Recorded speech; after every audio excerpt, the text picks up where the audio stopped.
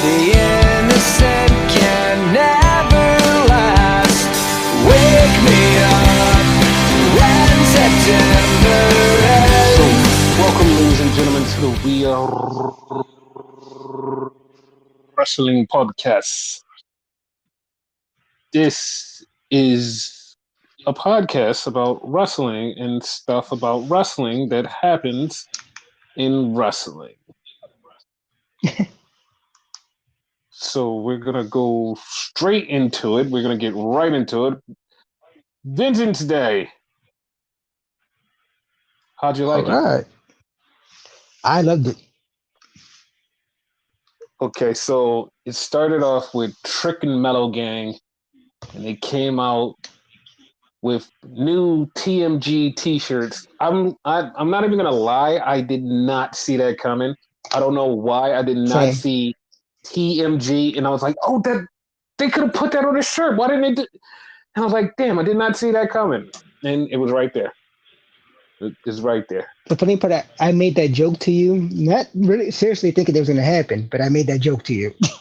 Yes, but like I didn't see like TMG and think about it like Trick Mellow Gang, and that's been their thing forever, and no one's Yep. ever TMG, and like, well, what the fuck? Like that was actually good.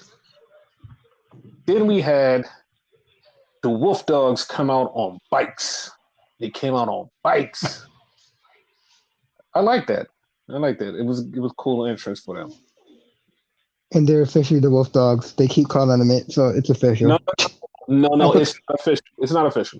It's not official because when the crowd is chanting a-holes and they have signs up that say a-hole section, yeah, it's the a-holes. It's not the Wolf Dog. It's the a-hole. The crowd is chanting a-holes. A-holes got signs up, like not even just like a regular brought from home sign. You know the signs that they print out? They had printed out a-hole signs and they were holding them, and it was like the a-hole section. Yeah, they're officially the a-holes. I'm good No, with that. I seen it. It just, I don't think they're gonna like say it on TV. That's why I said officially the fucking Wolf Dogs. But I prefer the a-holes. They're the a-holes to me. Me too. So during a match, Trick gets quote unquote injured because of Mello, and his knee gets fucked up. I was like, oh, okay, yeah, we kind of see where this is going. So Right. the match goes on, and Braun Breaker and Bartender Cabron, Mello, and Trick all was fucking showing off. They all fucking showed off. It was crazy. It was crazy. Braun hit the spear on Mello, and he knocked Trick out the way. And for some reason, I swear Trick did not try to get in on purpose. And Trick just like barely got in at the very end, and Mello got pinned. Like it just like Trick didn't do it on purpose. Like he barely got in. Was like, okay. Oh shit, we lost. Oh wow. Like he kind of screwed him. Yeah, he kind of screwed him. I was like, oh, like that's fucked up. So that was that. And now Bartender Cabron and Braun Breaker they won the Dusty Cup. Now they're number one contenders for the tag titles. I'm not gonna lie to you, and I never lied to you. I don't know who the fucking tag team champions are. I don't know who the fuck they are. They were actually on the show today. The D'Angelo family. Wait, they're the tag team champions? Yes. What the fuck? I did not know they were tag team champions. Holy shit. Yeah, they got him in this silly like family feud type of shit. So like you wouldn't be able to tell. So I don't blame you for not knowing. Yeah, I totally didn't know that. That I didn't know that. Holy fuck. Like instead of the match they had, it should have been for the tag team titles, but yeah. No, they had that match for the tag team titles already. They had that same exact match for the tag team titles, but like I still didn't know that they were tag team champions. Like here's the thing, they didn't even come out with the belt, so how am I supposed to know that you're the tag team champions? That's true too. Like we're gonna skip ahead and we're gonna go to that match, like OTM for the family. The family won, but like the family didn't come out with the belt, so how the fuck am I supposed to know you're the tag team champions? Like I don't fucking know. I'm not keeping up with this shit. Like, you're not. Who gives a fuck? Like, they won. Like, all right, but I didn't even know they were fucking tag team champions until you said something. The fuck, Yeah. yeah, fuck that shit. We're going on to we're going back down the line to Joe Gacy and Dijak in a no I'm DQ. sorry for fucking up the order. Well, Dijak and Gacy, and they had a match, and they both had nightsticks. Dijak had the old school nightstick, and Gacy had a new school nightstick. And Yeah. there was toy soldiers and a table, and Dijak went through the table when nobody was fucking expecting it. He got pushed into the table, huge fucking pop. Fucking Yes. Gacy taped up Dijak's eyes, and he said, "Feast your eyes," and it's like, what the fuck? And the crazy part is Dijak actually hit "Feast your eyes" while his eyes were taped up, and he tried to go for a pin, and he couldn't get him because he was fucking blinded. But in the end, Dijak did win, and Dijak beat Joe Gacy. I actually think that Joe Gacy has found his calling now. Joe Gacy has found his calling. This is the Same. Joe Gacy. Same. I actually like him a lot now. Like I didn't like the schism thing too much, but this I like. So the only reason I actually like this, and this is the only thing I like about Joe Gacy, is Joe Gacy can take a lot of punishment and dish out a lot of punishment. That's the only thing. I hate his fucking gimmick. I hate everything about like his gimmick. I think that Joe Gacy is like probably a nice person. I just only like him wrestling in this type of match.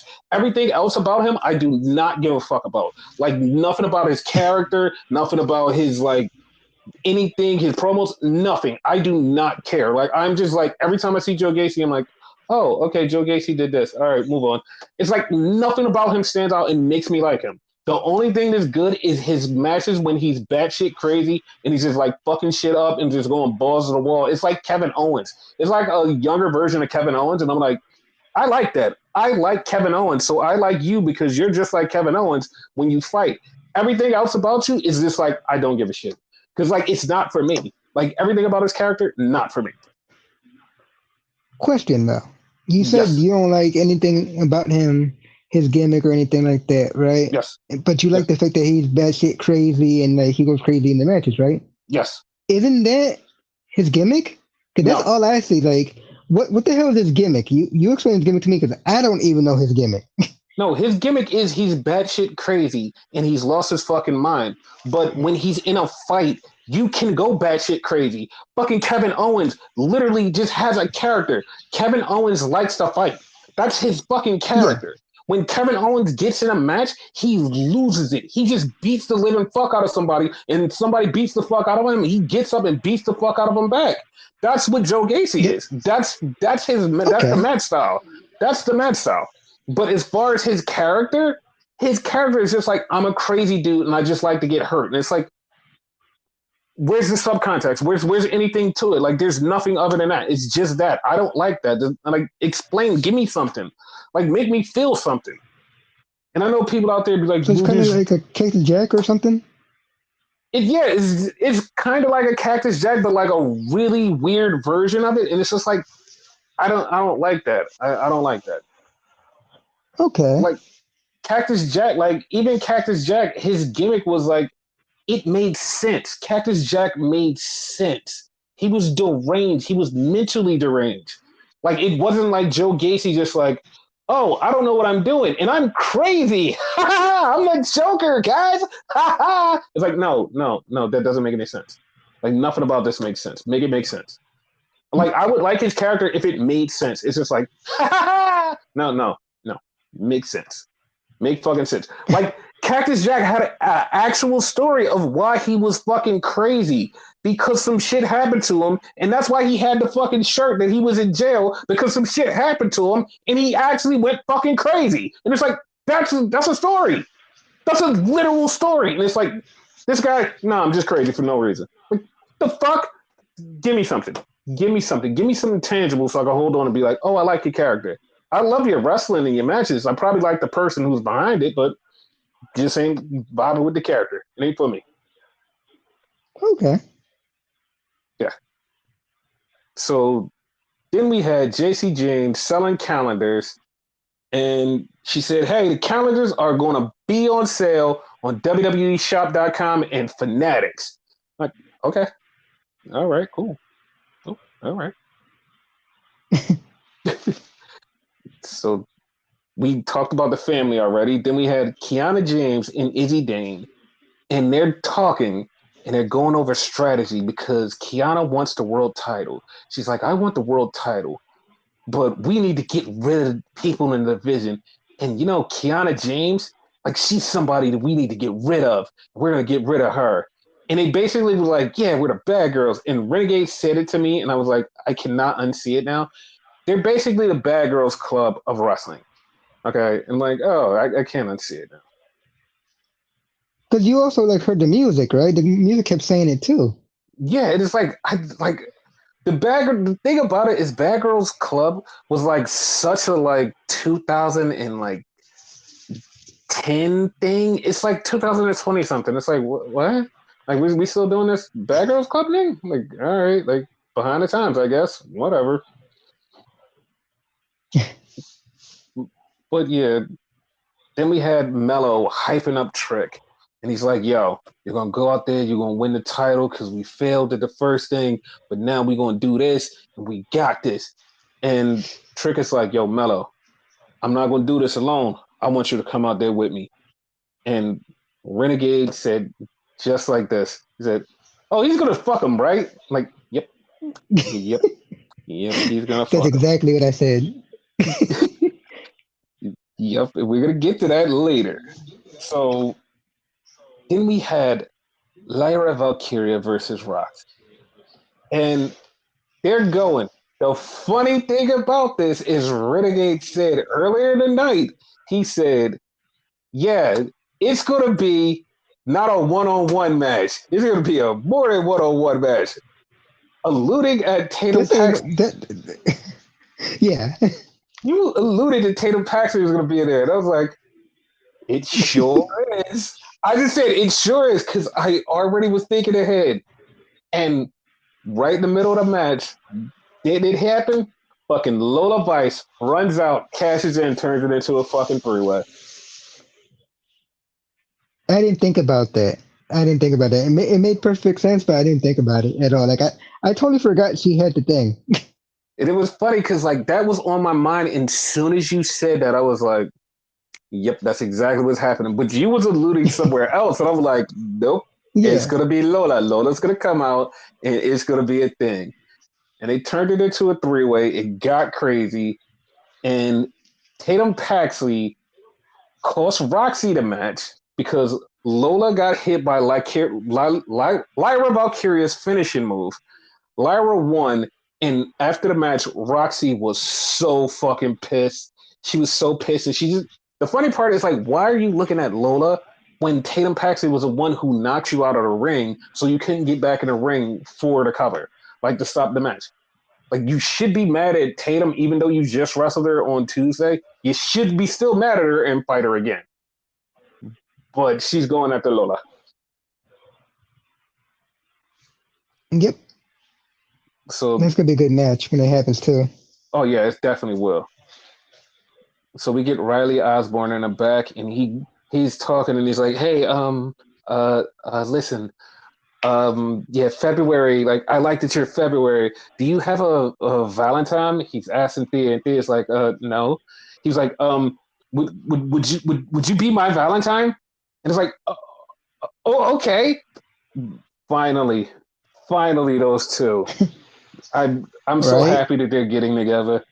That's great. Like I didn't think it was gonna happen like that. I thought it was gonna be like a weird twist or whatever. Still might be, but it's good Yeah, so far. it's yeah. Like I hope that it works out. This is the funny part. Is like I actually want this to go directly the right way. This is the one time I want a story to not have any twists and turns, and it happens and it goes the right way. I want them to actually get together and start a relationship and nothing happened, But here's the weird part. Here's the little twist that nobody sees coming, that nobody would think of. Mhm. I want them to go together, and for some reason, they're just not fucking compatible.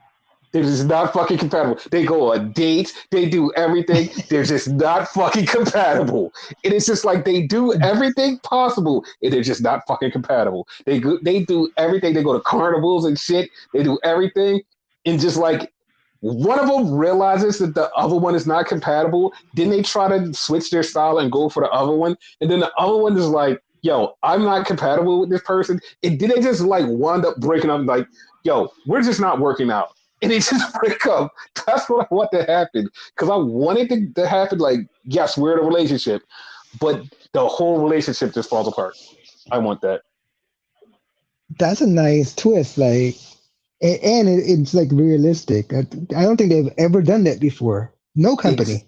So exactly. It's going to be yeah, go for so that shit. fun. Because it's like, it's the most realistic thing. It's like, this happens in the real world. This is like, it happens all the time. And it's like, oh my God, this thing actually happens. Fuck. It would be so great. I would love that. It'll make for a lot of hell good like skits and whatever. You Mm-hmm. know. So So then we had a random promo. It was a random promo, and it was a Japanese proverb about people showing many different faces. And the funny part was like people immediately caught on was like, that's a Japanese proverb. And everybody ran to, oh, it's Okada. It's Okada. It's definitely Okada. This is what they're gonna do this for Okada. And I'm like, no, that doesn't seem right. So the only other person that it could be that's Japanese descent is Julia. Is Julia. And it's like, oh, it could be Julia, okay. but also Julia isn't coming to March. So I had a thought. I was like, it could be Boa because Boa has a mask. Boa has different faces. Him and Dante Chen are both changing faces, and they're having this new crisis of conscience. And it's like, oh, we can have them. So to me, it's either Julia or Boa. It's either one of the two. They haven't been around for a while either. Like I think Exactly. only time they wrestle is like level up, and really no one watches that shit. So Exactly. So like it's something that could happen and people be like, oh shit, I never seen this coming. That's why I thought was like, oh, it could be Boa. Now, on the Hills of Dead, as that was happening, we get something that happens in Japan. And it goes Rossio Gal, which is the dude who created and ran Stardom from the bottom up. And I know this for sure because I've watched it for a long fucking time. Rossio Gal is now being terminated from Bushi Road in Stardom. So he's gone. And it just immediately came out and it was like a fucking shock. And it was like, what the fuck? It was like, that's random as shit. And the first thing, Sean Ross Sapp just jumped online and Sean Ross Sapp said, I was hearing that he's going to WWE. And I replied to Sean, I'm like, this is a fucking joke, right? And Sean just goes, no, this isn't a joke. I've heard this from multiple sources in AEW, New Japan, and WWE that Rossio Gal wants to go, like, is going to WWE. And he wants to be part of WWE.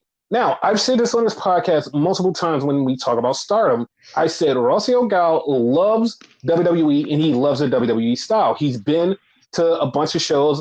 Io Shirai is one of his proteges that he created, and he likes WWE. He likes stuff about WWE. He thinks WWE is great. He's always thought that. He's always thought that from day one. He thought WWE is cool. I like that.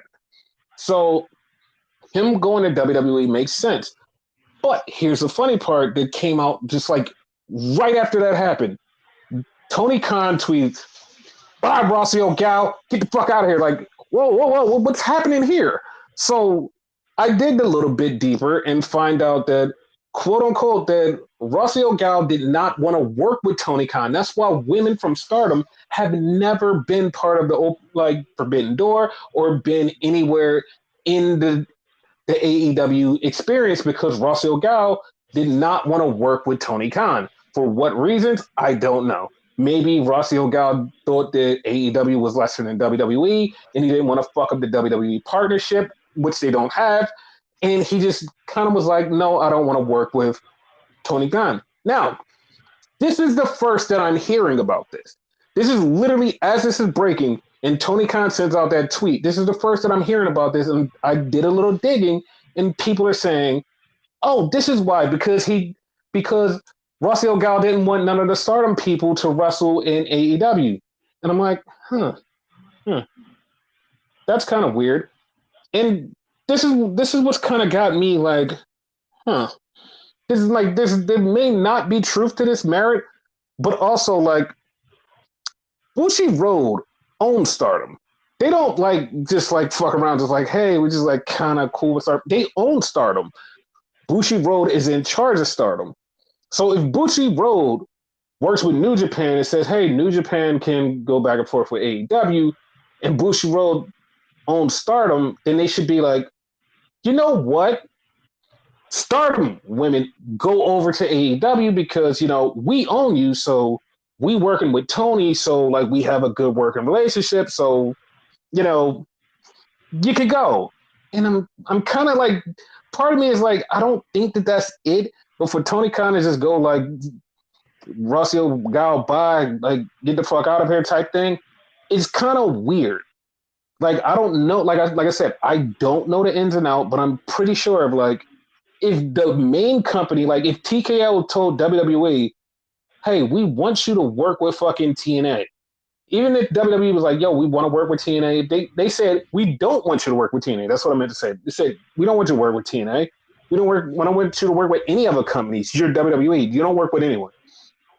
If they said that, WWE had nothing to do.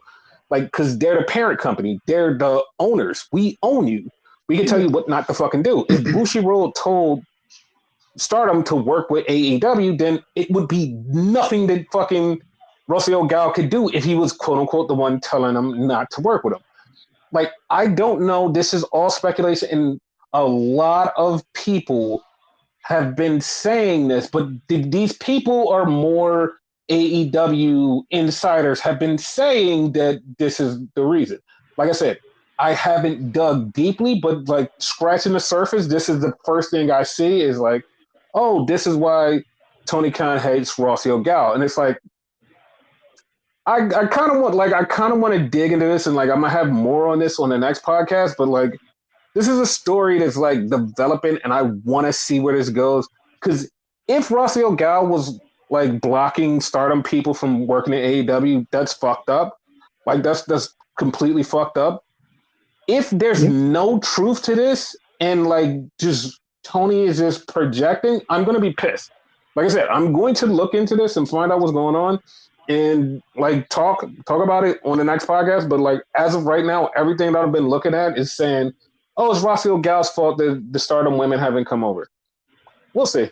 We'll see. And if Rossio Gal does wind up in WWE, I have no fucking idea what they're gonna do with him. Because he's not a wrestler, he's not a manager, he's not a person to be on stage.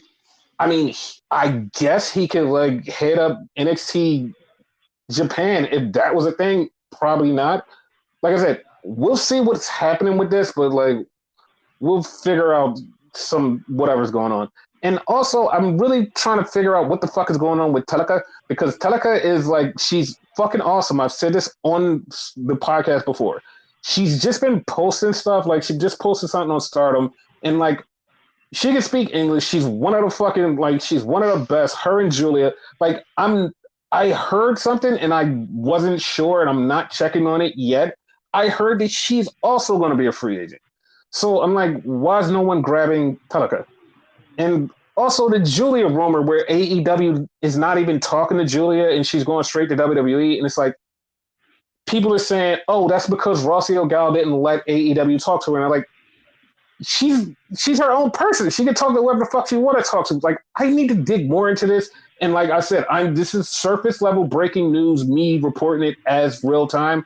And like, something seems off.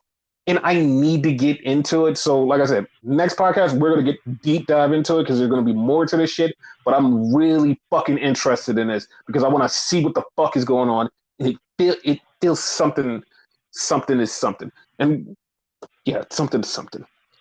But yeah, back to Awesome. back to Vengeance Day. Back to Vengeance Day. Obafemi beat Dragon Lee.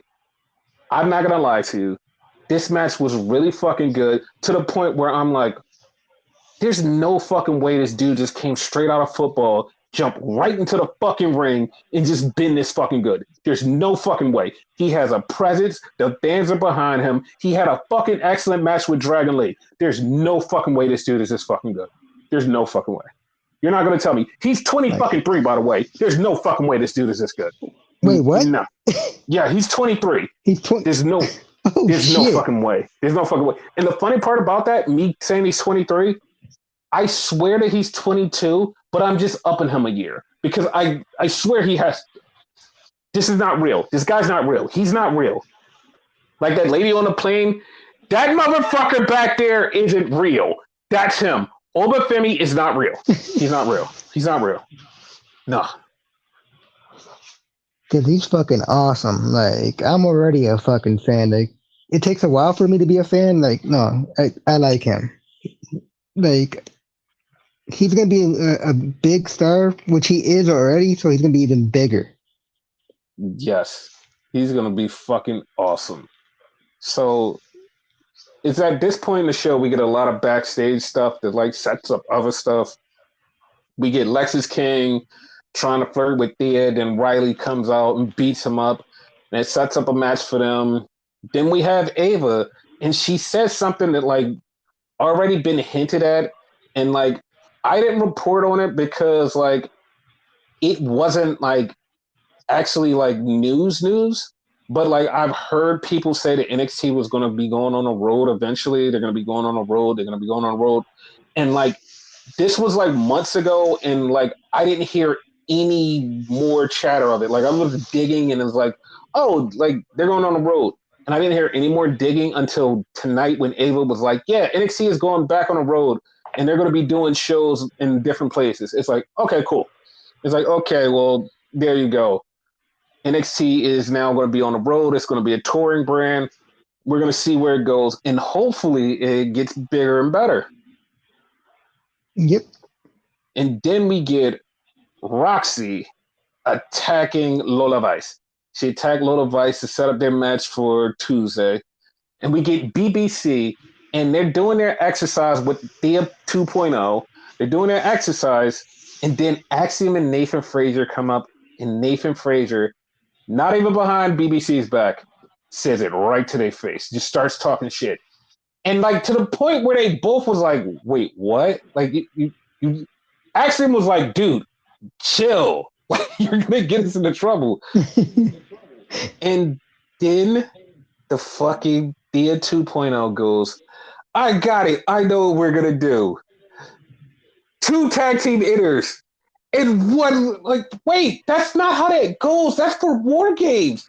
Like, it's not 2 tag teams entered and then 2 tag teams leave. Like, you didn't even make any sense. Like, nothing she said made any sense. I was so fucking baffled.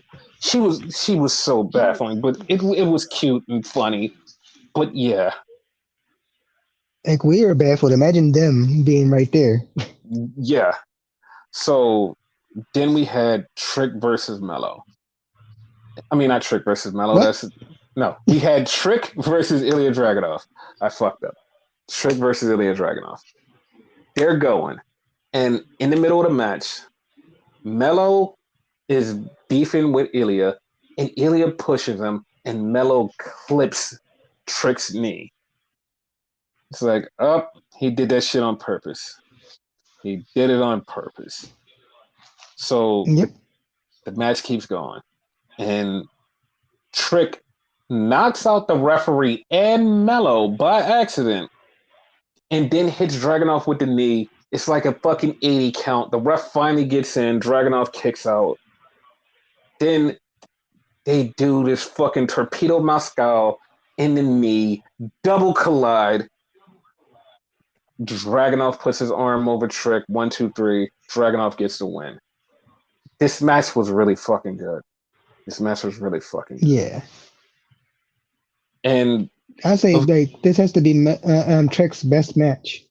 yes, Trick has, like, he's got better and better. The crowd is behind him. He's a fucking star.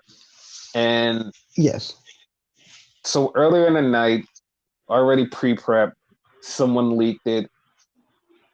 Hey, WWE production, those lower thirds get really tricky. I was like, know what's coming. And I actually wanted it to be different, not different. Not different, because I wanted it to be different. I wanted Trick to turn on Mello. I wanted it something different. I wanted it to be weird. Like, oh my God, I did not see this coming. But nah. The graphic comes up. Mello turns on Trick, bucks his knee up, clips him, just starts hitting him with the chair, bucking his knee up. And then he turns to him and says, yo, it was me. I did that. How do you feel? Then he said some other shit that the fucking crowd didn't let either one of us hear because I didn't hear anything. Like he was mumbling something. Like what the fuck? I was pissed off at that part. I'm okay with it, but like what fucked me up is like everybody seemed so shocked when it was obvious that this was gonna happen. Like everybody knew it was him. Like wasn't it at one point the crowd was chanting guilty at him? Yep. Like so why is everybody surprised? Like that part kind of upset me. I don't know. It's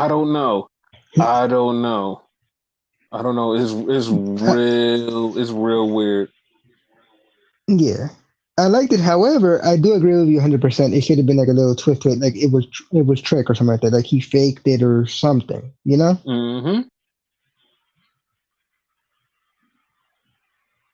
Yeah, it was like I don't know. I don't know. I don't know. Like I don't know. But I really wanted it to be different, and everybody just was like, "Yay!" Like, not yay, but they was like booing. But like, I'm saying yay because like it finally happened. But like, I wanted it to happen the other way. Yeah. Yeah, I wanted it to happen the other way. But what if like the end of the match, Dragunov finally admitted it to it, and it was him? That would have been a twist like a motherfucker. Yes. So going back on Twitter and getting back to that Rossio Gal thing, like fucking Tony Khan has tweeted a meme of it's a clear case of industrial espionage, and then the feds had an undercover agent. So basically, what he's saying is Rossio Gal has been secretly working with WWE this whole entire time. And that's why Kairi Sane went back to WWE and Julia's going to WWE. And he's been blocking people from going over to AEW. And apparently Tony Khan said it's all his fault. It's all his fault. Okay. Yeah, like he's been saying that's all his fault. So yeah, that's what he's been saying. And yeah, and like a lot of people are saying that, and now they're saying, hey, you know what? Maybe like we're gonna get more Stardom and AEW crossovers. And okay. Yeah, like I said, I like digging and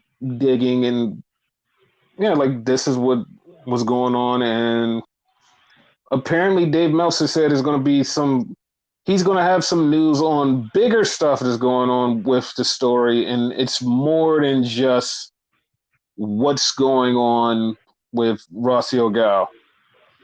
Yeah, so there must have been something going on backstage. Like I said, I'm not going to jump into it until I know full details, but like as this is breaking, I'm covering it in real time and giving you as much information as I could get. I'm digging. First off, I'm not a wrestling journalist. I am just somebody who likes wrestling, covers it on a podcast, and is very fucking knowledgeable. So when I go into something, I don't go into something half cocked and say, "Yo, this is what I know. I'm lying. I'm bullshitting. And I'm just gonna bullshit so I can get some clicks and people can hear what the fuck I'm saying." No, I do my fucking research right now as the podcast is going on. I'm literally researching the subject as shit is happening in real time. I'm giving you stuff in real time. I'm not fucking just like half-assing it. I'm sourcing shit. I'm giving shit to you in fucking real time. I'm telling you everything I'm getting in real time. I'm not a fucking journalist. I do fucking cover shit like this, not a journalist. So don't come at me with no, oh, you're a journalist, you should do better. I'm literally just not a journalist. I'm a podcaster, know a lot of shit, know how to dig deep and find what the fuck is going on and tell you exactly what the fuck is going on without giving you bullshit. There you go. So, yeah. So that's that. And we're going to go I right will say this: into you're better than like the quote unquote professional journalist. we're going to go right into My opinion. AEW Rampage. And Rampage was a show. It was a show. It was a show. Like, the one thing I did like on Rampage was, of course, Top Flight Security versus Private Party. And fucking Isaiah Cassidy. Fucking awesome. Isaiah Cassidy was wrestling. He found the fucking crown in the crowd, put that shit on, did like 10 moves with that shit on. That shit never came up. First off, that wasn't even his thing. He got that from out the fucking crowd, put that on, did like 80 moves, and that shit stayed on the whole fucking time. This dude is fucking awesome. And I'm like, yo, he's fucking great. He's fucking great. I loved it. I fucking loved it. I loved it. He's fucking awesome. He's cool.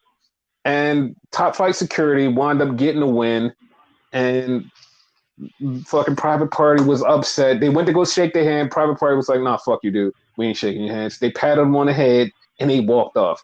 So Private Party and Top Flight Security have to have a third match. Stipulation match. I don't care what stipulation. They have to have a third match. Stipulation match. Let's do it. Let's fucking do it. 2 out of 3. Fucking do it. Yeah, like, I don't even care. Like, let's do it. I don't care. I love when they wrestle, and they've been actually putting on bangers. Let's do it. One more time. 2 out of 3 falls. Renegade called it. Let's do it. So Funny part, this match was way better than the first one, in my opinion. oh yeah, no, it definitely was. It definitely was. It definitely was. Yeah. So then we got Sammy Guevara. Sammy Guevara said, "I'm back. I'm back," and yeah. I'm like, okay. Like, to be honest, like, he said, "I'm back and I'm ready to get back into things." And I'm wrecked my brain for like an hour trying to figure out what was his story. Who was he beefing with? Because, like, I totally forgot what the fuck was going on with him. I totally forgot what the fuck was going on with him. I swear to God, like, I was like, the fuck, who was he beefing with? What was he going for the 4 pillars thing? I was so lost. It's him and Jericho versus the Don Callis family, but now that's over with because like Hobbs interfered, so it seems like he's feuding with Hobbs now. Okay, I'm like, I just want him to move on. I just, like I've been saying, I don't give a fuck about this shit. I want to move on. Just like I also don't give a fuck about Jay Lethal and Jeff Jarrett still beefing. I don't give a fuck because, like, here's the thing: it's just all backstage bullshit. There's no fights. None of this fights happen. None of this shit happens. It's just all backstage bullshit. It's all backstage bullshit. Like, they don't get in the ring. They don't wrestle. It's all backstage bullshit. I want them to wrestle. Backstage bullshit is not working for me. Like, fuck it. Like, I don't give a shit about this. I don't care. I don't really give a fuck.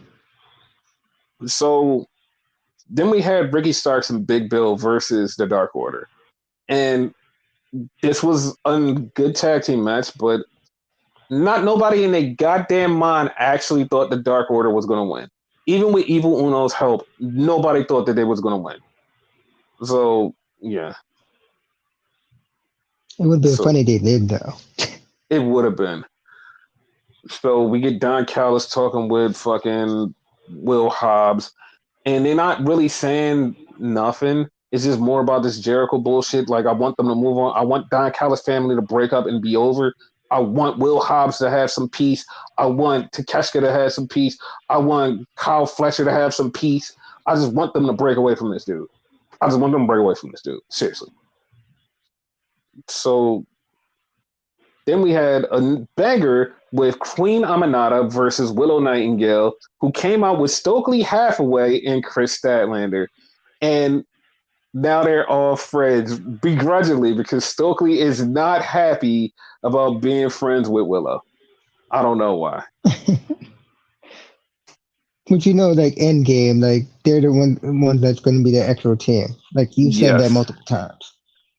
So we had the best friends in the back. The best friends are standing there, and all of a sudden, here comes the Undisputed Kingdom. And I like you not. This is why I love Orange Cassidy, because he just be saying the dumbest shit. Because like they roll up and Orange Cassidy goes, "Oh, okay, you guys want to have a 8-man tag?" And they were like, "Wait." They go, "Wait," and then he goes, "Oh, I don't know how Adam Cole's going to do it in a wheelchair." And like, first off, Wardlow is standing right there. I don't know why the fuck he just like singled out Adam Cole. It was like, I don't know how you're going to do it in a wheelchair. Like, Wardlow is standing right there. So Adam Cole goes, "No, that's not what's going to happen. We're going to have a 6-man tag. It's going to be Roddy and the Kingdom, because we know Chuck Taylor is injured. So it's going to be against you, Orange Cassidy, Triple Beretta, and Rocky Romero." And like Orange Cassidy goes, "Oh, okay, cool." He goes, "Okay, cool." Like he gives no fucks. He don't care about anything. It's like, it is the funniest shit ever. It's like, you just like, what the fuck? But you know what's funny? Like, this match randomly got announced. Tony Khan just be like doing shit, and like, this is what happens when you just have like unlimited toys and you can just play with whatever you want. Because Tony Khan just like randomly just announced, "Oh, it's gonna be Orange Cassidy versus Ishii," and it's like, well, fuck, I want that now. Now I want Orange Cassidy versus Ishii on Collision. Well, I want that. Thank you. So That's gonna be good. Then we had a backstage with Chris Statlander, Willow, and Saraya and Ruby Soho and Harley Cameron. And Harley Cameron bites Stokely Hathaway. So that sets up a tag team match. I don't even know who the tag team is. I don't know. Is Harley wrestling or Saraya wrestling? I haven't seen Saraya wrestling for like a gazillion years. So I don't know what the fuck is going on here. It sounded like it was gonna be Saraya. I'm not sure myself, but it sounded like it was gonna be Saraya. Yeah. So then we had the 2.0 Christopher Daniels, Evan Bourne versus the Mexa Radicals. Hechero, Gran Metalik, Mystico, Volador Jr. Yeah. I mean, I didn't expect this match to go as hard as it did, but it went hard because the Mexican Radicals were fucking awesome. And they got the win because like it's all setting up for them to face the BBC and Bryan Danielson. It's like, yeah, no, that makes sense. Yeah, it was a good match. Wait, you didn't like it? You said like, yeah, it was a good match. Like you didn't like it at all.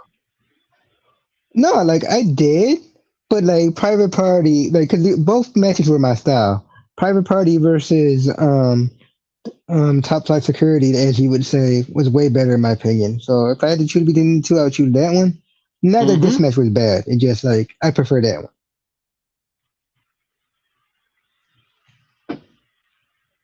Yeah, I mean, it is what it is. Yeah.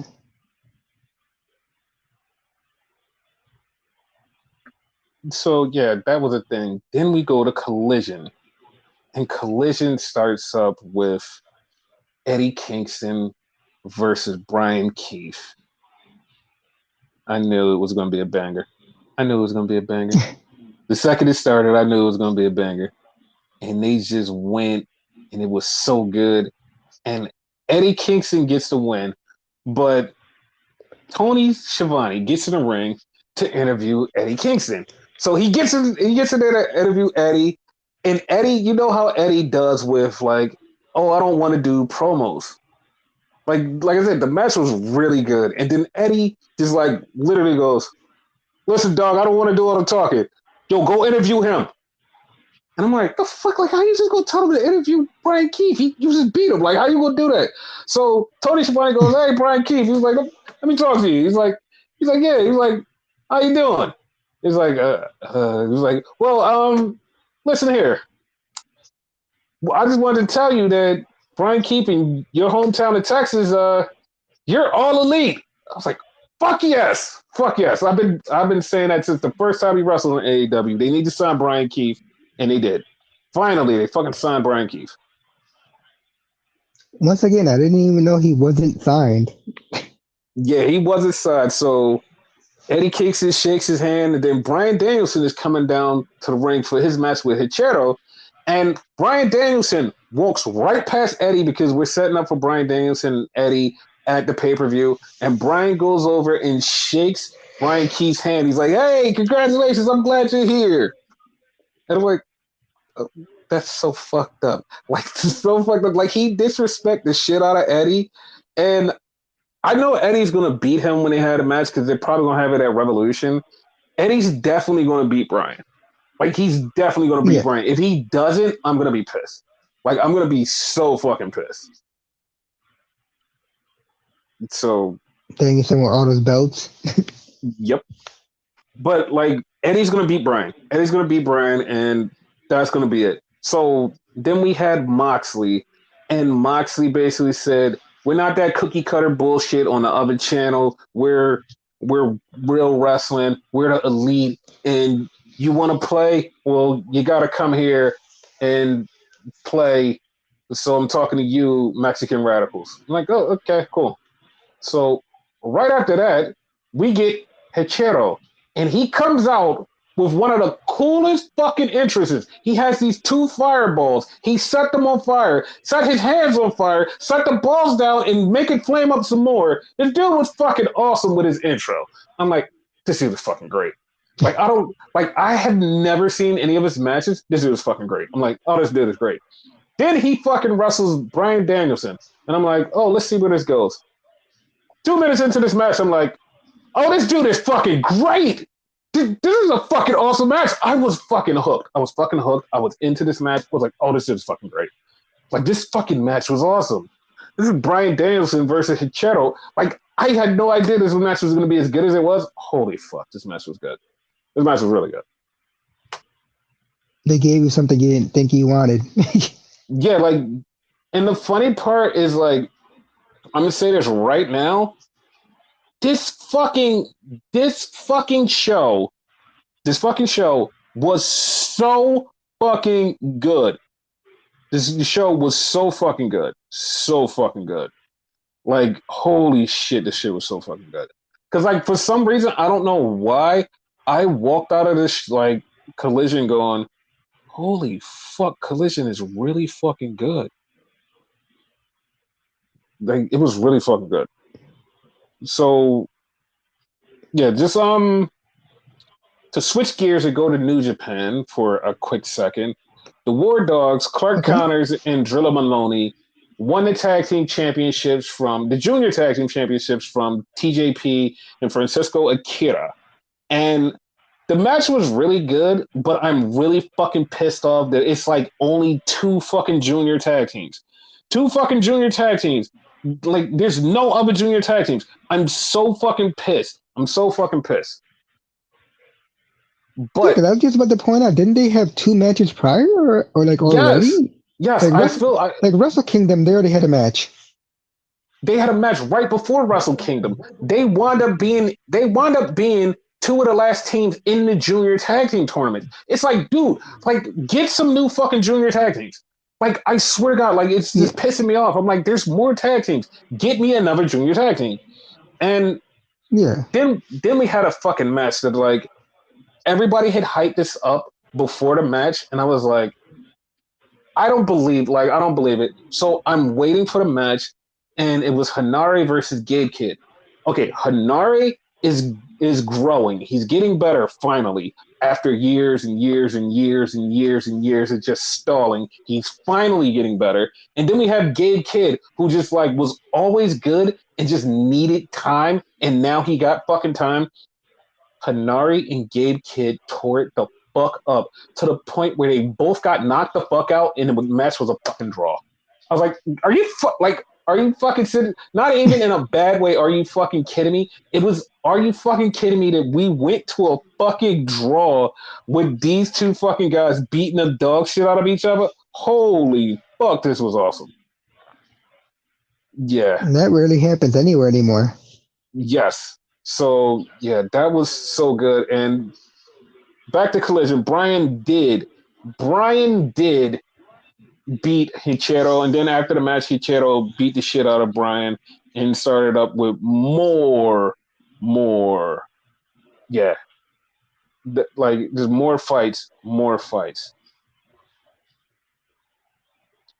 So, Okay. yeah. So that was a thing. So then we get a little FTR thing in the back. And we heard that Hook wanted a match. Hook said he wanted a match.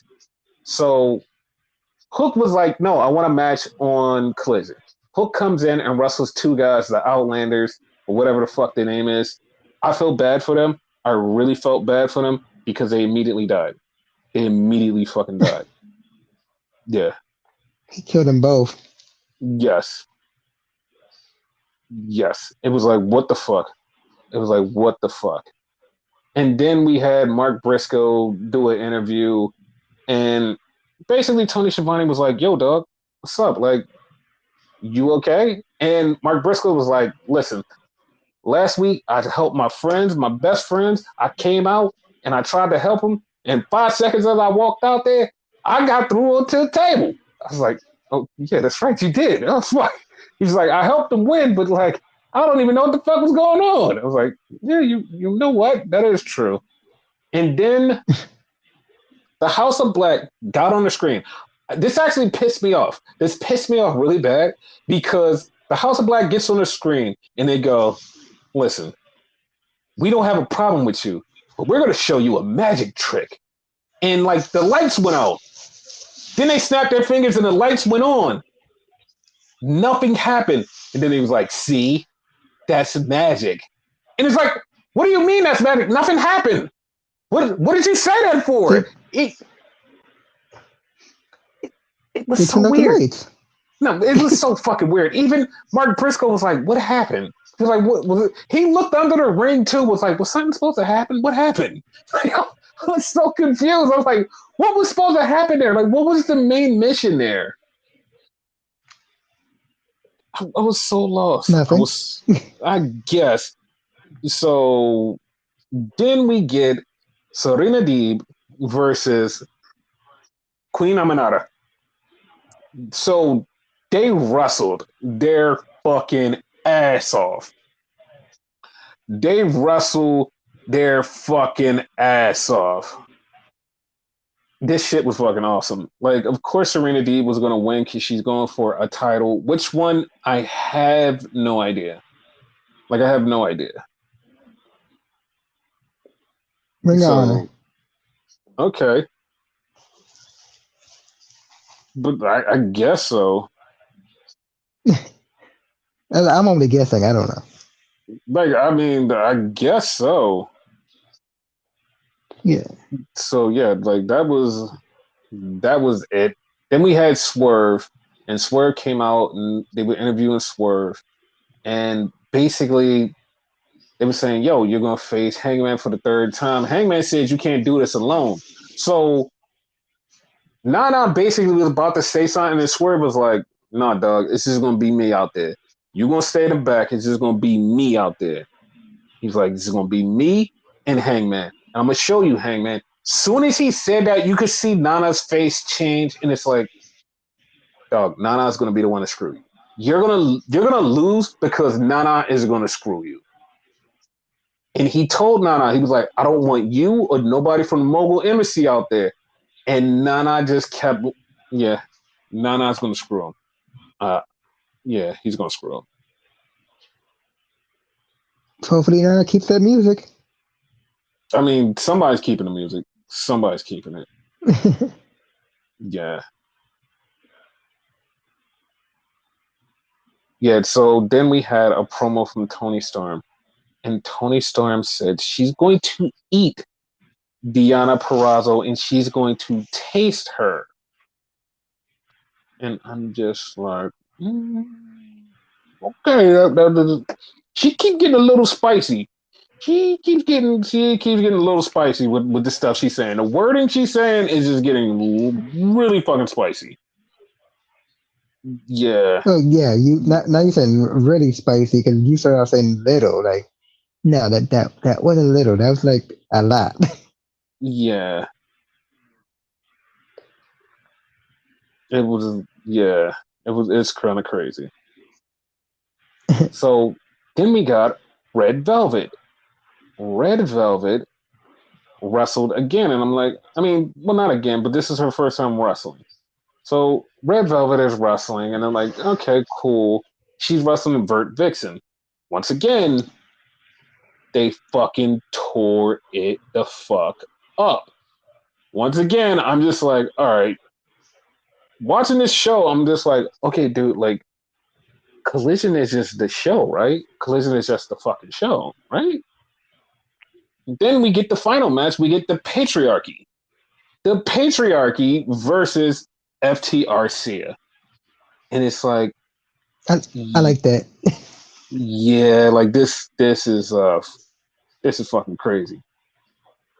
This is fucking crazy. This is fucking crazy. This match was so fucking good. This match was so good. And FTRCia won. And after the match, Daniel Garcia was standing there looking directly at Christian. Directly at Christian. Mm. And he's like, I see where this is going. TNT title, Christian versus Danny Garcia. How do you feel about that? I'm down for it. Like Garcia needs a fucking title. Like I've been a fan of his for like the longest, and before Yeah. the dancing too. So But like, holy shit. Holy shit. Like, I'm like, I can't wait for that to happen. I can't wait for that to yep. happen. It's gonna be fucking awesome because, like, here's the thing. Like, the only reason I don't think he's gonna win is because they're still setting up the whole Christian versus Edge thing, which I'm like, I don't really care at all. I'm not even lying. I don't really care. It's not like something I'm like, oh, you know what? I kind of want to see that again. I don't really care. I don't really care. You know, like that's how I feel. No, I 1000% agree with you. The only way out of it, right, if Mm-hmm. Adam Copeland screws him and causes him to lose the title, and then But like whatever match they have will no longer be for the title. It'll just be like a grudge match type of shit. But that's the thing. That's Edge's whole fucking reasoning for going after him. Edge's whole fucking reason for going after him is because I want the title. I want to show you that I'm better. I want to show you that like I could kick your ass. I want to beat you and take the title. That's the only thing that like is the dumb sticking point for me. It's like that's the dumbass sticking Yeah, point because like other than that, I'll be like, oh, definitely Garcia is going to win the belt because he should. He should beat him. There's no oh Garcia should not. Garcia should definitely beat him. Like he should definitely beat him 1, 2, 3, win the title. He's a new TNT champion. But the way they keep pushing this Edge and Christian agenda, I'm not for it. And like that's not first off, that's not to say I don't like Edge's style. I don't like Christian's style. I like both of them. Both of them doing stuff like differently, going out on their own separate path, wrestling. Fucking fine. I'm great. They had their matches. It's over. I don't want to. The only thing yeah, I want to see from them is a tag team match. Other than that, I don't really care. Like, I don't care. Like, I don't care. Like, I care for them both singly, respectively. I give a fuck about Adam, the Copeland, Oakland. I care about that. The patriarchy, I care about that. Them together, I don't care. It's like, I seen it. I don't really give a shit. Like, yeah. yeah, I was like, I don't really give a shit. Like, I don't care. I don't. Yeah, I I agree. don't care. Like, I don't really care.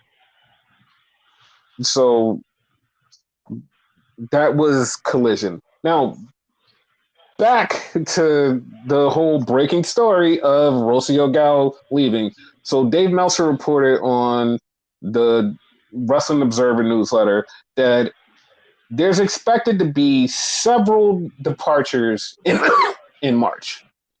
A couple of contracts are expiring from Stardom in March. Who he did not specify, I don't know what's going on. Like, I have no idea what's going on. Like, it feels like something is happening. I don't know what's going on. It's like, this is getting weird, and I don't know what's going on, but a lot of people are not happy about that. And I've been seeing, like, my timeline has not been happy. And I don't mean just like from good and bad. From good and bad. Like 2024 is really fucking crazy. 2024 is 100%. really fucking crazy. It's getting worse and worse and worse and worse and worse. So yeah. So yeah. So Ashi from AWG, like, I'm sorry to report, she has passed away from a car accident. And Oh shit. she was 21 years old. She wrestled in one of the promotions in Japan, and she passed away, and I'm sorry to report that. Mm, So, yeah, that's sad. very sad. So, yeah. So, moving on to, I don't even know how to transition out of that, but like I said, I'm doing stuff in real time, people. I'm not holding nothing back, bringing you all the stuff in real time as one who covers this stuff would do. So yeah. So let's go to SmackDown. There's a lot to talk about. A lot to talk about. And I'm just gonna say this. I'm gonna give you a spoiler warning at the end. I'm going to give you a deep dive from my perspective and nobody else's perspective, not anything that I've heard, but from something that I heard a little earlier from Andrew Zarian. And listen, I want to just like immediately just like start with this. Like, Andrew Zarian did, like, he's been hinting at the big announcement is going to be TD Garden from Tony Khan next week, which is setting up Mercedes Moné debuting in Boston. That's the announcement that he was hitting at. Now, I'm not saying anything because I'm not going straight into this, but somebody asked him a question about a specific place that AEW was going to run in New York. And they asked him because they said he's been getting questions about this specific place in New York that AEW was going to run. When he said, I haven't heard anything, and I'm well connected with that place, I haven't heard anything. The only thing I've heard was like WWE shows running there. I haven't heard anything about that place at all. I don't know where the fuck this is coming from. He did say that AEW would be running other places, but he was like, that specific place, I haven't heard anything. I know that WWE is going to be running there. I haven't heard anything else. I'm like, okay, cool. Like, we'll get to that later. So then we have SmackDown. We have Kevin Owens, and he comes out because fucking Logan Paul is out there. And Logan Paul is just talking shit, and Logan Paul's being a dick. And he's like, oh, Kevin Owens tried to cheat to win, and, you know, he got caught. Ha ha. He's a loser, but I kept my title. Ha ha. And Kevin Owens said, dog, I'm Kevin Owens. He was like, I always cheat. Like, the fans, they don't, he's like, they're not expecting me to be some saint. He's like, they know I kick people in the balls. They know I hit them with brass knuckles. I hit somebody with a chair. He's like, they know what I do. He's like, this is not news to them. He's like, they know. He's like, and I'm going to do the same thing to you. And Logan Paul jumps out of the ring because Austin Theory comes down to the ring, and Austin Theory has a match with Kevin Owens. And, of course, Grayson Waller is out there, and they try to do some bullshit trickery, and none of it works. And Kevin Owens gets the win and basically scares off Logan Paul. So I'm really right now at a fucking loss. Like, I know that the plan was LA Knight versus Logan Paul, which I think is still on. Is like the last time I checked, I've heard that it's still LA Knight versus Logan Paul. And I'm like, I'm all for it if that's the way. Also, Kevin Owens, I have to give this man his flowers because he's been working with a hurt foot. He's been working with a hurt foot, like a really. They said it's a fracture. I don't think it is because like the way he's been running around doing shit, I'm like, if that's a fracture, holy fuck, this guy's good. So my mother just came back from the hospital not too long ago with a fractured foot, and she was in the hospital for like 3 months. So if he's wrestling with that shit, wow. yes. So then we come back and we see Naomi. She walks out of Nick Aldis's room holding a contract. And then Tiffany Stratton walks out too, holding a contract. I kind of called that already. But Tiffany's holding a contract, and she starts talking shit to Bianca and Shotzi and Naomi and everybody back there. And she winds up slapping Michin. And Michin says, yo, I want to match with her tonight. Me and her tonight. And Nick Aldis goes, yo, he's like, all right, fuck it. Like, I'm not gonna stop you guys. I got it. So that was a thing. So then this was like such a misdirect on like WWE's part because this was such a misdirect when they said this at the very beginning. They go, oh, we're gonna have a 4-way for the tag team, like number 1 contenders for the tag team titles at Elimination Chamber. And then they just went to commercial. And I was like, oh, okay. And we get Bianca in the back, and Bianca's like, yo, listen, I want to know who's going to go for the women's championship.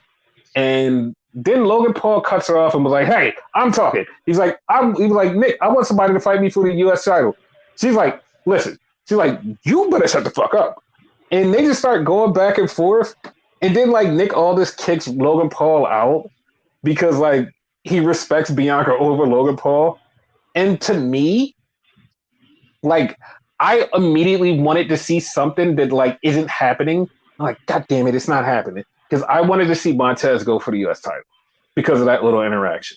It's not happening because Montez is in the faction, but, like, God damn it, I would love to see that. So that would be fucking awesome. Yeah, that's my thought process there. So then we had the Legado del Fantasma promo, and they're talking, and Santos Escobar said, we all come from wrestling families. And he meant all of them come from wrestling families. Renegade. Yeah, like I'm trying to figure that out when he said it, because obviously he comes from, like, his father was a wrestler. Yes. And then los Lotharios, their grandfather was a wrestler. Yes. So where does Elektra Lopez come into play? Because like that was a mystery to me. Well, it's not such a mystery if you would ever like respond to your text messages. Okay. I text you a picture of her dad. Her dad used to wrestle in the WWF. He is a former Puerto Rican wrestler. And that was the wrestler you showed me? Yes, that was it. You didn't respond to the text message. And then when you did respond, you just like glossed over it and you just like totally no-sold it. But I was telling you that's Elektra Lopez's dad. So Elektra Lopez's dad did wrestle in the WWF, the WWF. So she is wrestling royalty. Ah, so shit. La Madrina is wrestling royalty. So there you go. So the Legado del Fantasma are here, and they get into the four-way. Like I said, it was a total fucking misdirect. WWE goes, the winner of this gets into is number one contender for the Elimination Tag Team Championships at Elimination Chamber, blah, blah, blah. So they have this four-way match, and Pete Dunne and Tyler Bate win. So I'm like, oh, cool, they're going to be number one contenders. They literally throw up a graphic and say, Pete Dunne and Tyler Bate are going to face the number one contenders on Raw. Whoever they are, win the Raw. I'm like, what the fuck is happening? When the fuck did that happen? I was so fucking confused. Yeah, because they didn't say that all throughout the night. They said it after the match. Like, what the fuck? Exactly. I was so fucking confused. So we have this backstage promo, and it's Kari, Io, and Asuka speaking in Japanese. And they said, we're going to get Bayley tonight. Now, I'm not going to say, in my mind, I'm immediately like, oh, they might be talking about they're going to get Bayley a surprise or something because she's going to pick Rhea. And Bayley she walks into the doorway and you see Bayley. So she heard the whole thing. But mind you, they were speaking in Japanese. So, like, ha. Like, I swear to, like, I swore it was. Go ahead. No, I was gonna say that last part though, that Bailey going down tonight or whatever the hell, right? That last part was English. Everything else was Japanese. Yes. So out of context, if you don't know Japanese, you think they're gonna attack her. Exactly. Like, it was so simple. Like, Bayley could have, like, they could have been giving her a present and, like, they could have been helping her out. Bayley didn't know. Like, what, like, just wait, Bayley. Just wait. Just wait. Don't just jump the gun. Like, you shouldn't think, like, think about stuff. Bayley, wait, man, wait. So then they played this video package that I saw online that I was like, this is one of the WWE things that they're not going to talk about. They're not going to talk about this. And boom, they put this promo because it's a promo where Seth Rollins is basically saying that the world title is the de facto old WCW title that Ric Flair, Terry Funk, Dusty Rhodes had. He's basically saying that, and the WWE title is the one that's been the WWE lineage. And it's like, oh, okay. Yeah, and it was like, okay. Makes sense to me. I mean, yeah. And it's like, okay. Like, I guess. So then we get the actual selection ceremony where Bayley comes out to select who she wants. And it's like, okay, here it goes. Bayley comes out, she comes out with Damn It Control. And she's out and she's getting ready to make her big thing, and she's talking about how special it is to win the Rumble and how much things have been going and things this and that. And she says, yo, she was like, I'm so happy that I did this. And she's like, I was going to pick Rhea Ripley, but now I'm going to pick you, Io. And he was like, wait, she's like, whoa, she's like, why? She's like, we're family. We got this thing going on. And she's like, she says something in Japanese. And all three of them like, whoa. She was like, what? She was like, you didn't think I knew Japanese? She was like, I knew everything that y'all said back there. She's like, you think that I didn't know that you guys were going to jump me? I was like, oh, goddamn. Like, Bayley's a smart face. Like, she knew, she thought ahead, and she knew what the fuck was going on. I was like, oh, this is crazy. That was fucking amazing. Like, I didn't see that coming that she actually knew Japanese. Yes. So, this was so good. This was so good. And this was just so, like, they beat the shit out of Bayley. Bayley grabbed the pipe, and things just like, bam, bam, bam, bam, bam. And yeah, this was crazy. She had that in her pants, right? The pipe? No. She had the pipe set up. She set up the pipe. Because when she Oh, fell okay. Because down, she she was wearing baggy grabbed. pants. No, she grabbed right under the ring and grabbed the pipe, and then that's it. That was it. Got you, motherfuckers. Yep.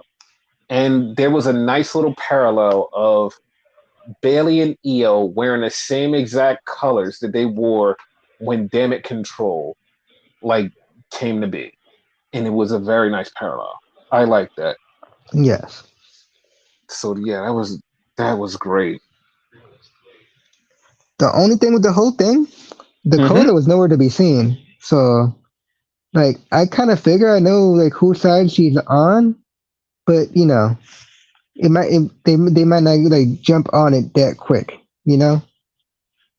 I mean, Dakota is definitely looking like she's healed because she hasn't been wearing the knee brace and she's been doing a little bit more. So like she's close.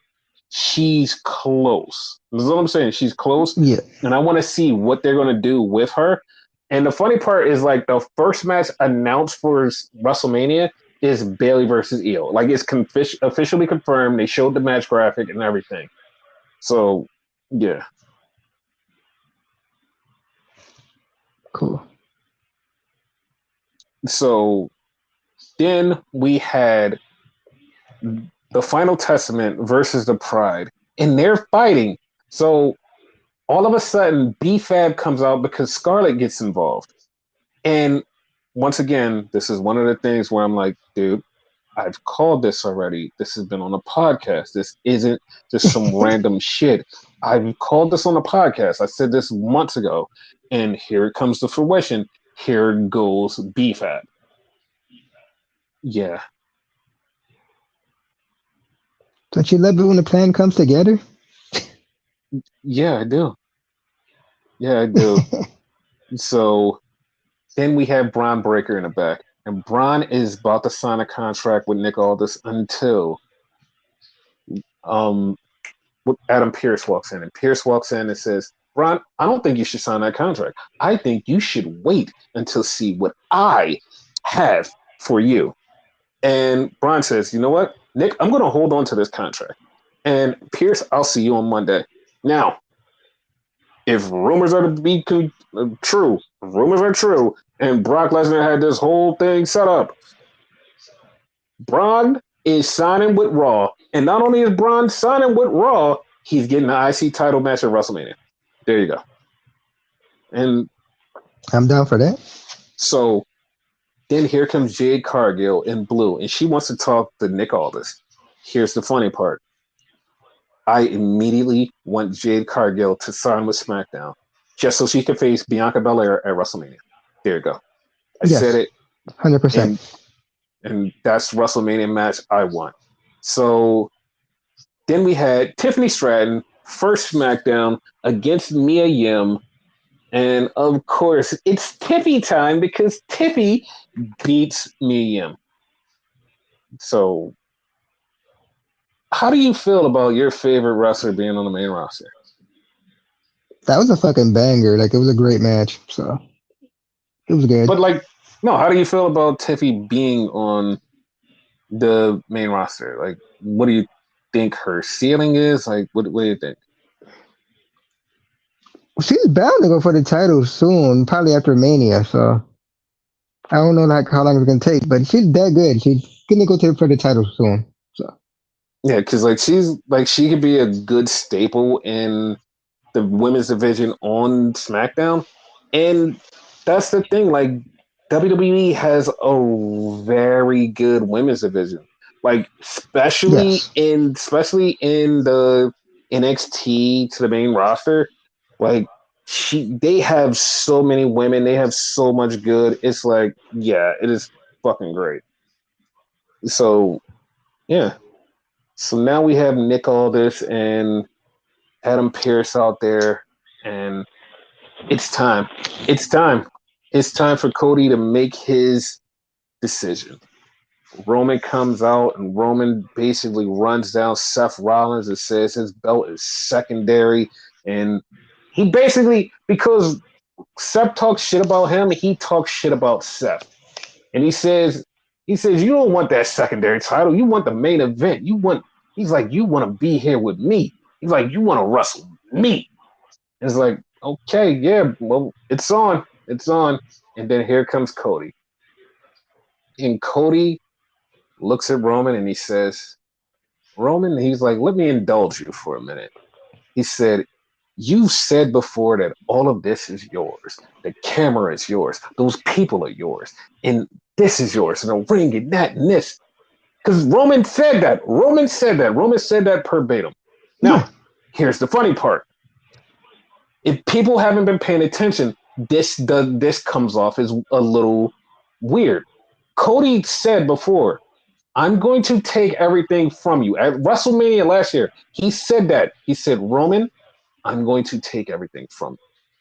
And when he said it again, I'm going to take everything from you, Roman. I'm going to take this. I'm going to take that. I'm going to take all of this from you, Roman. I'm going to take it from you. But not at WrestleMania. And everybody was like, what? And he's like, because I had a talk with some people and, well, here he is. And The Rock comes out. The Rock comes out. The place blows the fuck up because The Rock comes out. And here we go. Rock versus Roman at WrestleMania. There you go. And I'm so happy. You're so happy. But for 48, matter of fact, 72 hours, the fucking internet has fucking melted. Melted. I don't mean just like a little bit. I mean fucking melted because of this decision. It's hashtag we want Cody, hashtag fuck you Rock. Rock, why are you doing this? It fucking melted. It fucking melted. It fucking melted. Rock versus Cody, WrestleMania. They're doing it. Now, before I get into my thing, let's go over some stuff. Let's get this out of the way before we get into my thing. We're gonna go over some stuff. We're gonna get deep into this. We're gonna go behind the scenes. We're gonna fuck right on. We're gonna fuck right on, and we're gonna do this. So here we go. Let's do this, baby. So after that came out, PW Insider started hitting us with news. PW Insider, one by one, all within about a 15-minute span, start hitting us with news about this thing. You want to know why? Because we needed to hear this. We needed to hear this because this story needs to be told. Because this was not the original plan. This was not the original plan. Now people are saying, oh, there's like 2% of people who are saying this was always the plan. It was always going to be Rock versus Roman. Like, you guys are dumb. Like, WWE always thought this. Not true. Not true. Because this is what happened. The Rock said, hey, I want to do this match. We got something to plan. I don't really care. I want to do this match. Okay, but why? Like, I just feel like it's my time. We should do this match. So Rock's told them, I want to do this match. They scrambled and said, all right, fuck it. Rock's doing this match. All right, what are we going to do? We got to get Cody out of there somehow. All right, fuck it. So Rock politicked his way into this match. And you're like, okay, well, fine. Rock politicked his way into this match. All right, I guess. So here's a little tidbit that a lot of people have like glossed over because a lot of people don't even know this little fact. So Rock usually rolls with a writer. His writer, Brian George. Brian George works for $7 production. And I know you're like, what the fuck is that? That's the Rock's production team. Brian George helped write Young Rock. Everything that The Rock has been in, Brian George has done this. And I know you people are like, who the fuck is Brian George? Well, if you go back to the Attitude Era, back then, you know, when Edge and Christian was doing some dumb stuff, everything that The Rock did on TV, everything when Rock was on Saturday Night Live, when Rock was doing this and Rock was doing stuff in WWE, there was one person that he always asked for to write his shit, Brian Gewirtz. And I know you're like, wait, they just brought in some outside writer? No, Brian Gewirtz works for WWE. He used to work for WWE. He worked for WWE, and every time The Rock needed him, anytime The Rock did anything, he would go to Brian Gewirtz. Brian Gewirtz was his guy. Brian Gewirtz was his writer. Brian Gewirtz was his dude. It was his person. Brian Gewirtz worked in WWE as a writer, and he worked for The Rock when Rock said, I need this. When Rock left WWE, went on to Hollywood, Rock said, Brian, you write for me. You're with me. Brian walked off with him. Brian left WWE and said, I'm going to work with The Rock, guys. Fuck you. He went to go work with The Rock. Now, when The Rock brought him back with him, because Rock only works with him backstage, there was more to the story this time, because Endeavor was like, you know what? We approve of this. Why do they approve of this? Because they don't know. They don't know if Triple H is guilty or innocent. And I know people are like, wait, he's definitely innocent. No, he's definitely guilty. No one knows. No one knows. This Vince McMahon investigation goes deep. No one knows. So Brian Gewirtz is being brought in as just a safeguard, air quotes, safeguard, if Triple H is guilty. But here's the problem. It's not even if he's guilty. Even if he's innocent, Brian Gewirtz is still there because The Rock runs part of WWE. And if The Rock throws his weight around and says, I want Brian Gewirtz to write for WWE. I want him back in. I want him as head of creative. No matter if Triple H is guilty or innocent, if he says he wants him head of creative and he throws his dick around like he's already been throwing his dick around already, Triple H would be out of there in a second. Brian Gewirtz would be running creative. And there's nothing he can do. Like, if Triple H is completely guilty, fuck that dude, get the fuck out of here. Fuck you. I'm totally fine with that. If he's guilty, fuck him. Get him out of here. That son of a bitch needs to be gone. Everybody that's involved with this bullshit needs to be fucking gone. Fuck them. All of them gone. 100%. Yeah. Now, just throwing out this little small percentage. If Triple H is innocent and he only knew that fucking Vince was just fucking around and being a man whore as usual, not the depraved details and all of the sex trafficking stuff. That's where we get into the gray area. If Triple H only knew that Vince was cheating and Vince was like whoring around and just like fucking all these women, if he only knew this, not the depravity that Vince was doing, if he only knew that Vince was just sleeping around and was a whore and cheating on his wife, if he only knew that, like, that is not for those are not grounds for him to get terminated, people. So do not be like, yeah, he needs to get terminated because he knew. If he only knew the borderline of, oh, Vince is a cheater and he was fucking all these women, yeah, I knew about that. If he only knew that part, he does not need to get fired. Now, if he only knew that part and he's kicked out anyway because Brian Gewirtz just wants power, and like Rock says, I want this, so fuck you, get the fuck out. I'm gonna be pissed. I'm gonna be fucking pissed. Like, I'm not like some ride or die for Triple H, but like him, like the thing is, I don't want Rock throwing his fucking weight around. Like The Rock has everything The Rock has touched in like the last 5-6 years has failed miserably. Like him just coming back and going, you know what? I'm gonna help out WWE. Dude, Young Rock got fucking canceled. It got fucking canceled. Like this shit got canceled. Every one of your fucking movies flopped. And Brian Gewirtz, you're like, all right, he's gonna run WWE. The fuck do you think is gonna happen?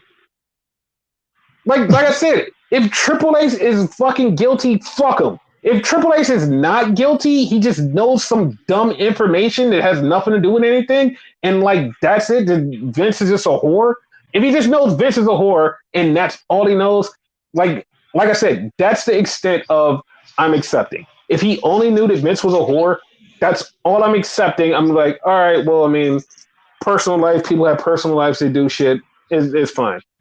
I'll accept that. That's the only thing I'm accepting. Anything else he knew, anything else after that, he's gotta go. He's gotta fucking go. Like I said, if he's only with that little piece of knowledge, I'm like, all right, I mean, people do shit, and like, of course you're not gonna tell that your father-in-law is fucking around. Like, you probably fucked around too. It's like, yeah, as long as it was consensual, you'd be like, all right, well, it's consensual. Like, I didn't know he was this fucking depraved. Like, like I said, if he didn't know that part, then fucking fine. Like, if he knew anything else other than that, fuck him. Fuck that guy. Get out. Get out. Never come back to wrestling. Never fucking touch wrestling. Never do anything. Just go to fuck home. Just hang out with Vince. Just do that. If he knew anything else, fuck him. But like I said, if he didn't know anything and all he knew that he was a fucking cheater, he could stay. He could stay, and I hope he doesn't get fucked in the end by Brian Gewirtz. I hope he doesn't get fucked. But like, from everything I feel and know, he's probably gonna get fucked. He's probably gonna get fucked. So that's the thing. So that was that. So here we're going to get into a deep dive on fucking crazy WWE internet fucking wrestling fans, and we're going to fucking get into this. We're gonna get into this because everybody lost their fucking mind. 1,000 YouTube videos, 1,000 retweets, 1,000 Cody this, Cody that, Cody this, Cody that. I seen one person online. No, I've seen a lot of people, but I've seen one person online say something that literally made me cry a little bit. They made me cry a little bit when they said this. Like, as soon as they said this, I was like, you know what? That's actually fucked up. And they said this, and it was like, if you guys fuck up this man's dream, I'm going to be pissed. And I'm like, fuck, if they do fuck up his dream, I'm gonna be pissed too. Like, there's a real chance that they're gonna fuck up his dream. Now, what I mean by that, here we go. Here we go. You ready for the deep dive, guys? You ready for the deep dive? I hope you are. Here you go. Here you go. This is the deep dive. Listen. Rock versus Roman, best for business. I know people are like, no, it's not best for business. We need Cody to do this. No, it's best for business. Now, here we go. We're going to move on to the story. And this is my story, and I'm going with this, and I'm sticking with this. Because if you heard the last podcast, you got a snippet of what the story is. This is my story. I'm sticking to it. Fuck you. Like, there's more people that believe in this story, and they believe it in their soul. And I'm telling you right now, this is part of the story. Now, Rock coming in, doing this was out of left field. It was not supposed to happen. None of this was supposed to happen. Yes, it was supposed to be Cody versus Roman at WrestleMania. And Cody should lose at WrestleMania. Cody was always supposed to lose. Cody should lose at WrestleMania. I never wanted him to win at WrestleMania. Yes, him going to WrestleMania was a big story. Yes, that was great. Cody losing at WrestleMania was perfect. It would have been perfect. Now that The Rock's here, we don't have to go through that. If The Rock fucks this up and Rock goes, I want the title, there's nothing no one can do. No one can tell Rock no. Rock could win the title and Rock be like, all right, I'll drop it to him at SummerSlam, and then Cody can win it. If Rock does that, I'll be so pissed at The Rock for calling this shot and being some fucking dickbag. If Rock is a fucking good guy, somewhere deep down in his soul, he has a fucking soul, and he goes, I'll lose to Roman. He can keep the title. That would be best for business. Now, Roman keeps the title. And I know you're like, okay, well, what the fuck does that have to do with Cody? Okay, Cody gets to the Elimination Chamber. Nope, wrong. So Roman wrestles only a few times a year. The Saudi Arabia shows and SummerSlam. It's three of those. It's three of those. Here we go. One, he never fought Bob Lash. I wonder why the fuck Paul Heyman mentioned Bobby Lashley and Bobby Lashley mentioned Roman. Well, that could be a match at Saudi Arabia. Boom. There we go. Oh, then we get to SummerSlam. Oh, we have Solo versus Roman. And you're like, oh, what the fuck? How do we get there? What did Cody say? He wanted to take everything from him. If Cody starts some bullshit, we get Solo versus Roman. Then we get some shit with Nick Aldis. I don't know if we get Nick Aldis at Saudi Arabia, but we get somebody at Saudi Arabia. And that's the thing. That's Roman's side of the story. As far as Cody's side of the story, we get Cody versus Seth Rollins. Supposedly, we're getting Cody versus Seth Rollins at WrestleMania. Now, to me, I see it like this. Cody doesn't win. Cody doesn't win. Cody's beat Seth Rollins a million times. Let Cody fail. Let Cody fail. Do exactly what you did tonight. Do exactly what you did tonight. Have the match, have Damian Priest cash in, turn it into a three-way. If it's going to be Cody versus Seth, have Damian Priest cash in. Damian Priest becomes the world champion. He becomes the biggest heel, taking Cody's big moment. Now he's pissed off. Now everybody is super hyped for Cody. It's like, nah, man, he keeps getting screwed. Fuck him. Fuck him. He needs to go back to AEW. Fuck WWE. WWE, fuck you. Fuck you. We want Cody. Now everybody is fucking dying for Cody to win. Cody faces Priest, keeps cheating. Priest keeps the title. Cody never gets the title. Everything keeps happening. Nick Aldis is pissed at Roman. Roman fucks up Nick Aldis and pisses him off. And Nick Aldis goes, dog, I want you to defend the title. And Roman's like, I don't fucking work when you tell me to work. Fuck you. And he goes, no. The first episode of Smackdown on USA, I'm the Smackdown general manager, and I want the biggest match possible. I want you to defend your title on the first episode of Smackdown. Roman's like, no, I'm not going to do it. You know what? I'm going to strip you of the title if you don't work SmackDown. And Roman be like, fuck you. He's like, no. I have the power. I'm going to strip you if you do not work that SmackDown. And he says, you know what? We're going to do it. And he goes, all right, fuck it. We'll do it. Who's my opponent? He said, I'll tell you later. Where's it going to be? Oh, Madison Square Garden. Oh, there it is. It's over. And then he says, you know what? It's going to be Cody. Cody versus Roman at Madison Square Garden. First episode of SmackDown. I said it already. Everybody's there. But you know what? There's going to be a little twist. There's going to be a little twist that nobody's seen coming. Because Roman is going to get disqualified on purpose. He's going to get disqualified on purpose. And everybody's going to be like, oh, shit, we did all this, and it gets disqualified. Oh, fuck, we're all fucked. Nick Aldis like, nah, fam, it ain't going down like that. It ain't going down like that. He restarts the match, no DQ, and everybody's like, wait, what? It's really happening? They restart the match. Cody wins in front of everybody, friends and family, Madison Square Garden. Here's the thing. If you've been listening and paying attention, Cody wants the title for that moment. WrestleMania is a thing. WrestleMania is a thing for him, but he wants the moment. He wants that moment. Now, imagine the way everybody is frothing at the mouth for Cody to win the title. People are talking about they had third row seats and they canceled their seats just because Cody's not going to be there, and they're screwing Cody over, and WWE's going down the drain. If they're frothing at the mouth right now, at this very second, because this was online 2 weeks ago where everybody said they're going to turn on Cody. They're going to turn on Cody.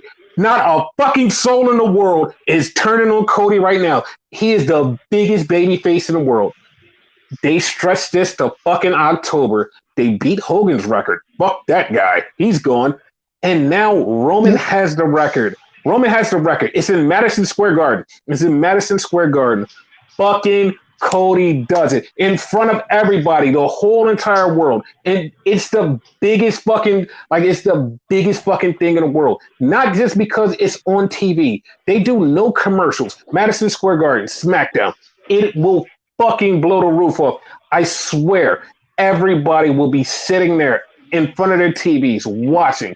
That second that 3 count hits and Samantha Irvin says that Cody is the WWE champion, the place will fucking lose it. The internet will melt. You won't be able to tweet for at least 10 minutes because everybody will flood the timeline with tears in their eyes.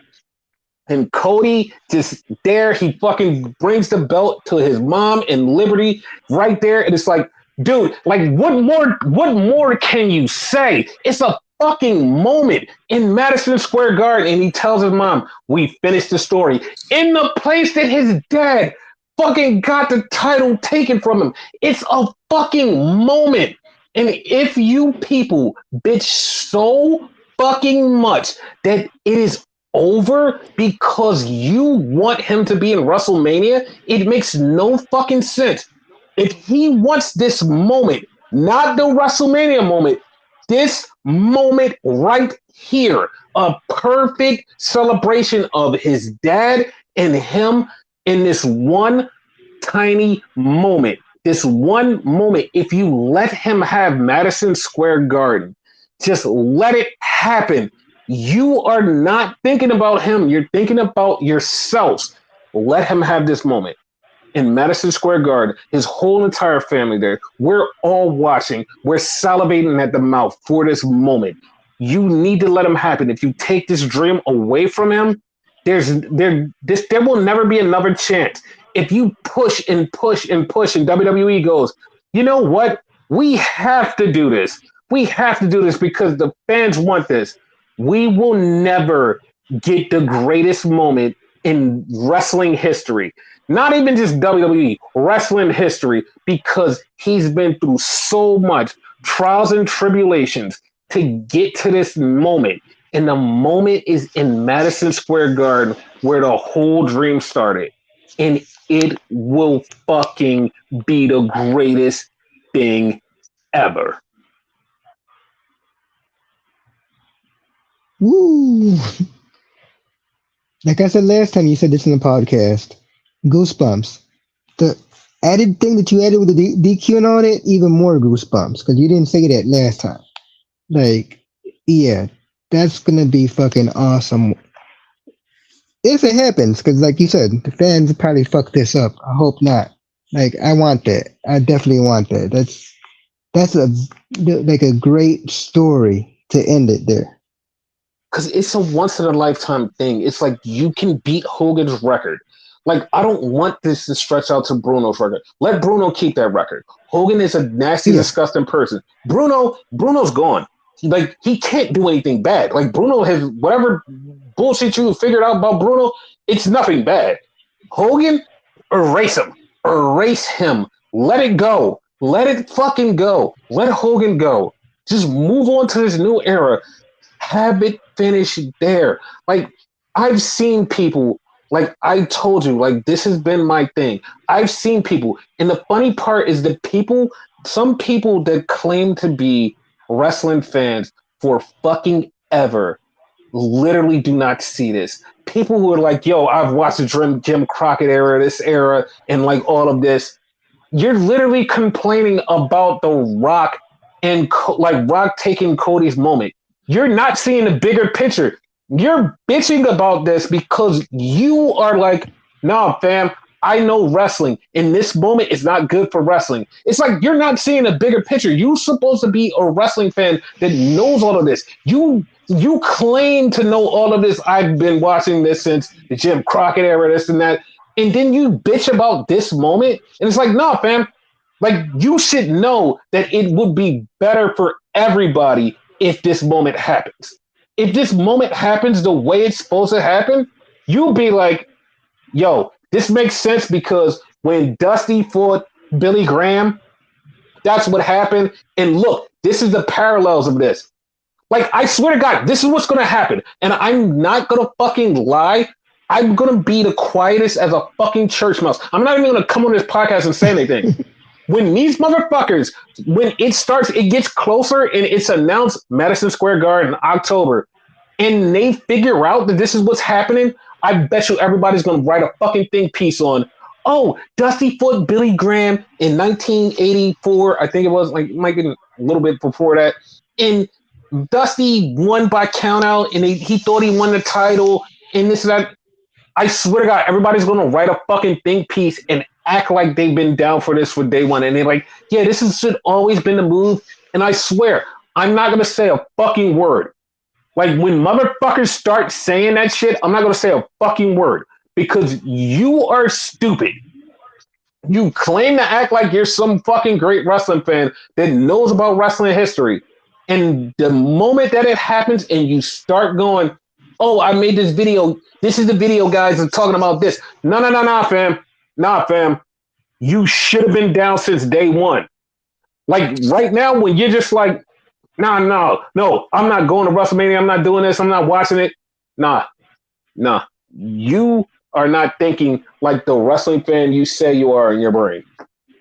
Like I've seen people immediately jump to this. I've seen people that I know that I respect are immediately jumping to this going, Madison Square Garden, Madison Square Garden, Madison Square Garden.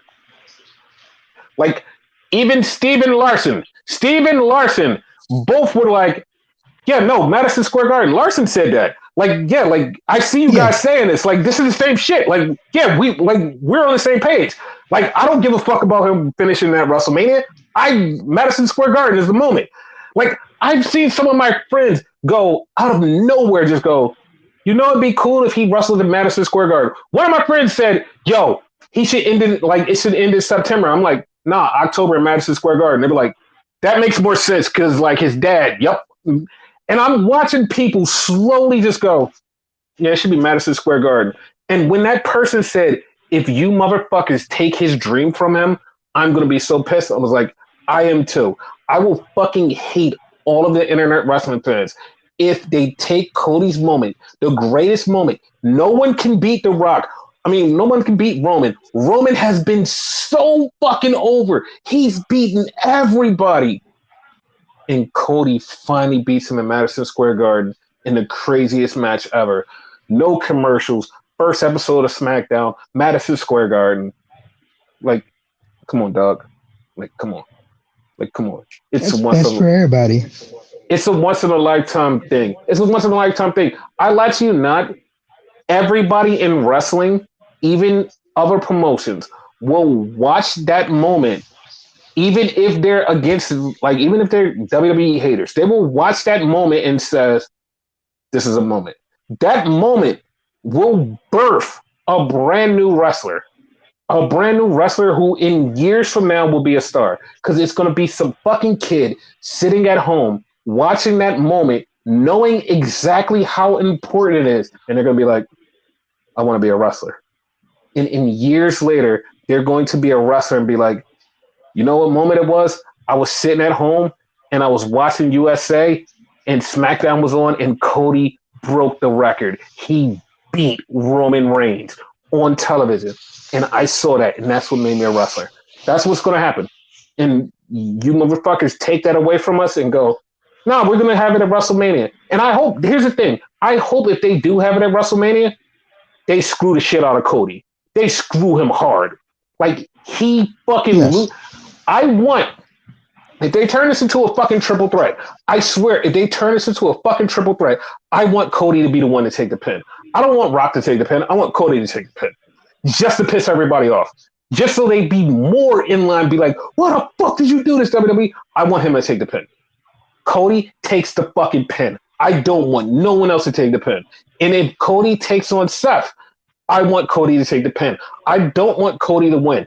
I want Cody to win it in Madison Square Garden. And then from then on out, I don't want Cody to ever lose at a fucking WrestleMania. Like, I don't even care if he's defending the title. I don't want him to lose at WrestleMania. Every WrestleMania that comes up, Cody Rhodes better win. Cody is closing night 2 every fucking time. Cody's closing night 2. Cody's cold. Cody is closing. After at Madison Square Garden, Cody is fucking closing. Cody is closing every WrestleMania. I don't give a shit until to the day he retires. Cody will close every WrestleMania. 1000%.